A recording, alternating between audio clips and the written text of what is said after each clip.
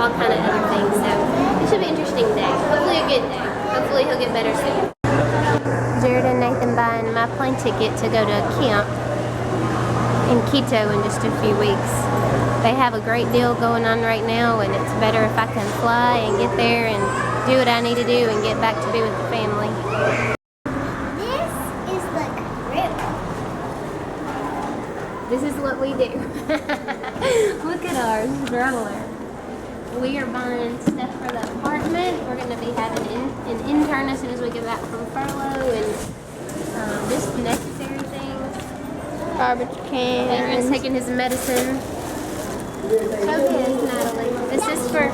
This is to do his therapy, and hopefully he'll start crawling if he's on a softer surface. Right now we just have tile floors or wood floors, and he's very afraid to fall. So hopefully that'll help.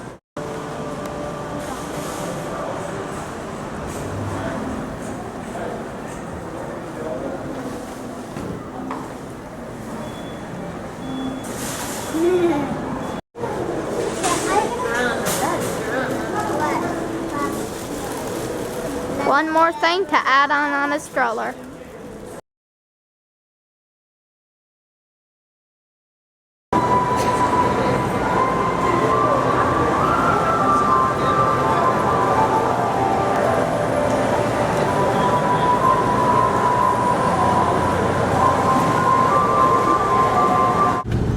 Whoa, okay. Well, we're about to get in a wreck constantly. We're still in Guayaquil.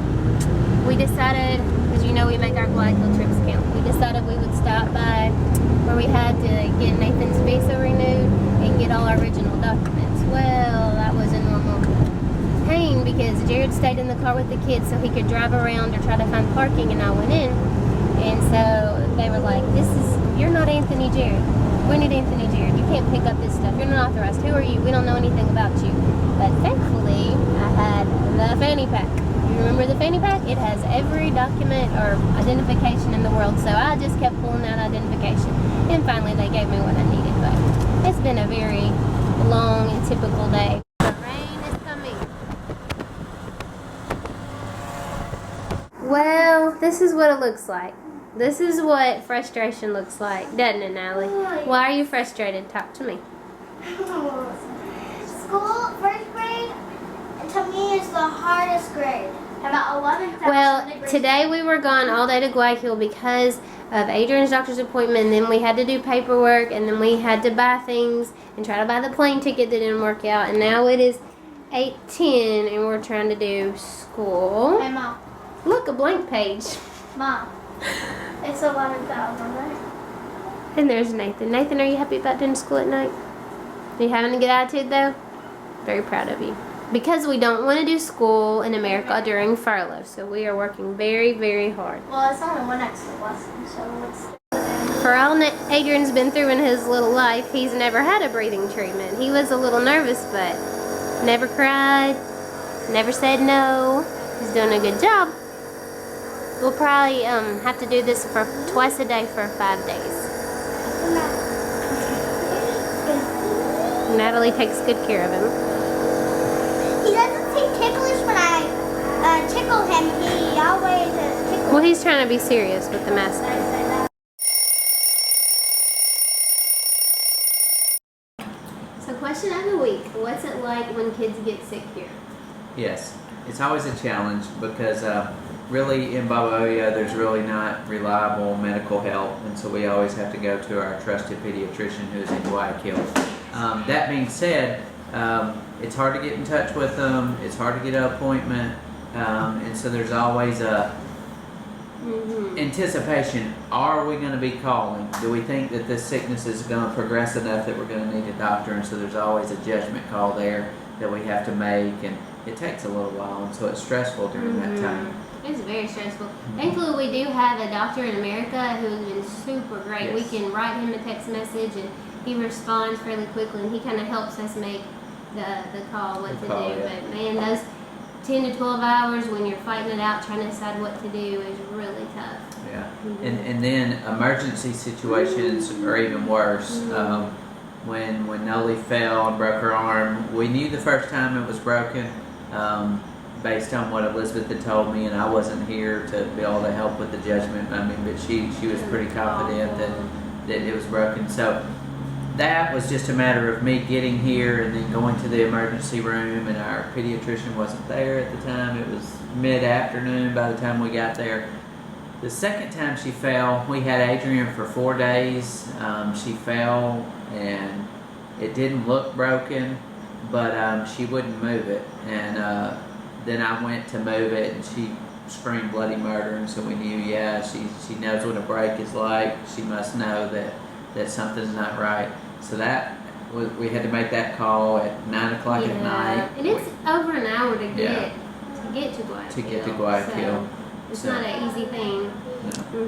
And then to me, you know, those are kind of cut and dry. You know, you have to go. But when it's like the stomach virus and you're on the borderline of dehydration, I mean, you've got to. Our kids turn really fast. I feel like fast, things yeah. can get serious fast. It's so hot here too. Wow. Cut. Cut. Seriously, okay, I'll cut. Oh, that's funny.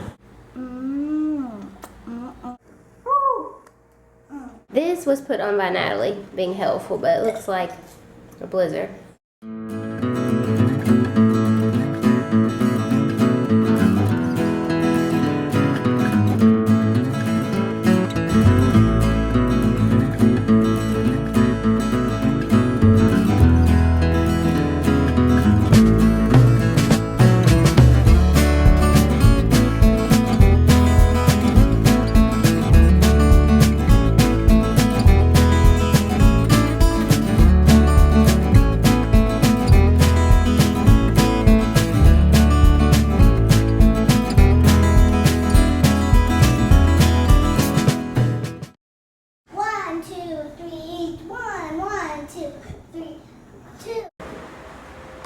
These are the days that he wishes he was an inside dog.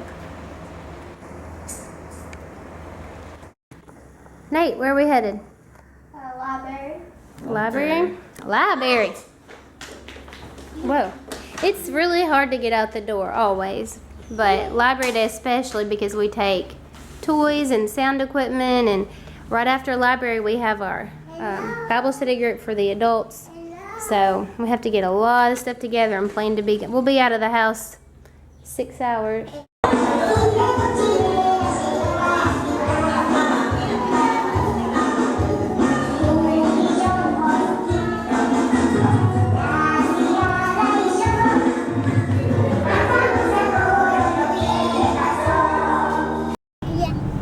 So we just got done with the library, and now we're trying to grab something to eat.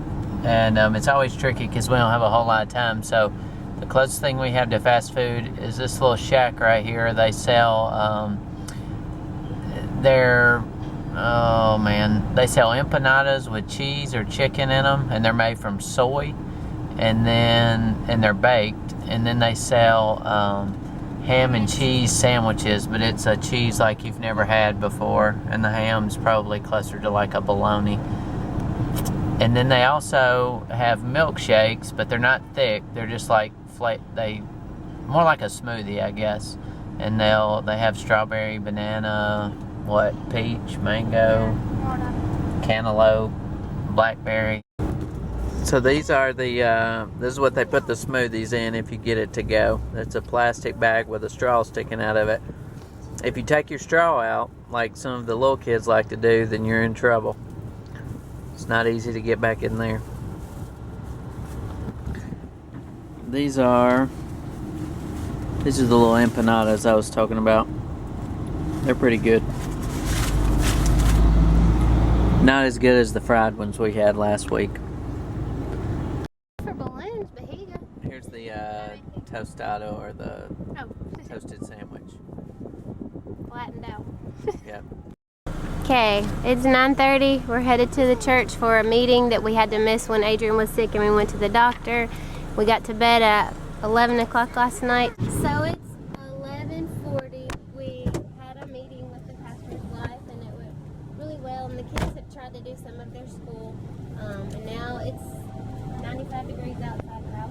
Jared's gonna go run at the park while we're in Baba Oyo, so he can do his exercise. I just had my blood taken at a place down the road. $6 is all it, all it costs to get your white blood cell count, red blood cell count. But you just have to know the person's not going to put on gloves, and it's going to be the same person that takes your information, takes the money, and gives you a receipt. But $6, we'll see. Woof. Ministry update. Ministry update.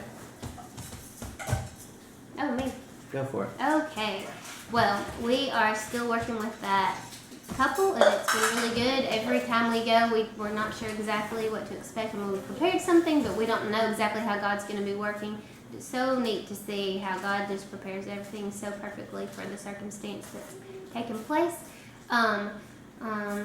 What was I about to? Oh, we've had people cancel on us, and we've talked about this before. Sometimes they just don't show up. Sometimes they cancel an hour before. But you know, the really neat thing that we take very seriously is that we have 2 of our 4 children who are Christians, and we take discipling them very seriously. And although we can't control what takes place in other people's homes, we can control what takes place in our home. So we're so thankful that we have special times with them each day, special times each week, where we can focus on their relationship with Christ and how we can help them grow in that. So that's very important to us. Yeah. Yeah, you were going to share about that. Oh, yeah. Real quick. Yeah, what I have in my hand are 50 invitations for a VBS that we're going to be doing out here using the shop that y'all have given so generously to.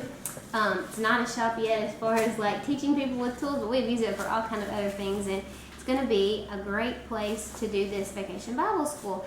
We're not going to do like one day a week, a 5-day in a row VBS. What we're going to do is, since the kids in this area just got out of school for their summer break, we're going to do 1 day a week for them so that they can come 5 weeks in a row.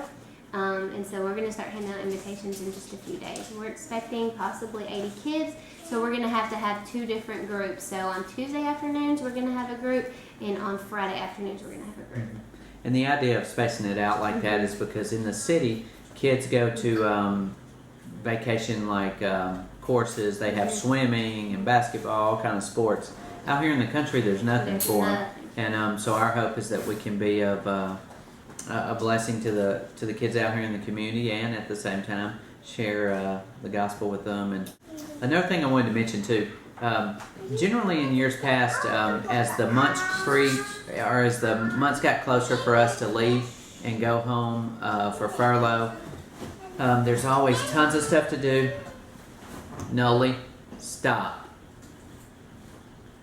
There's always tons of stuff to do before we go home on furlough. We have to get the house ready because you're leaving for 2 months, and it's just different. It's so different. Yeah, there's so much to do that I can't take up video time explaining. But also in years past, we've been winding down our programs because it's been set up in a manner in which we had the library, and so we could kind of trickle down.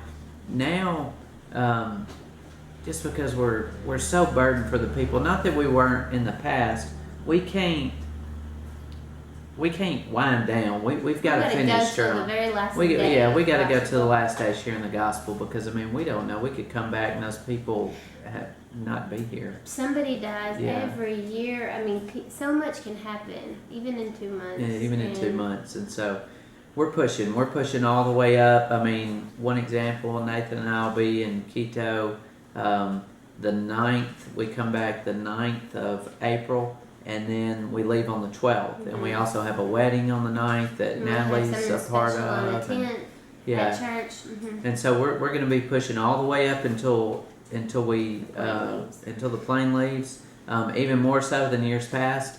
And as soon as we get back, we'll be hitting the ground running, because our church plant will be starting in August. Have an intern coming. Have an intern coming. As soon as we get back. Have a pastor. Our pastor is going to be the initial pastor as we start. He's going to be preaching, and I'll be working alongside him.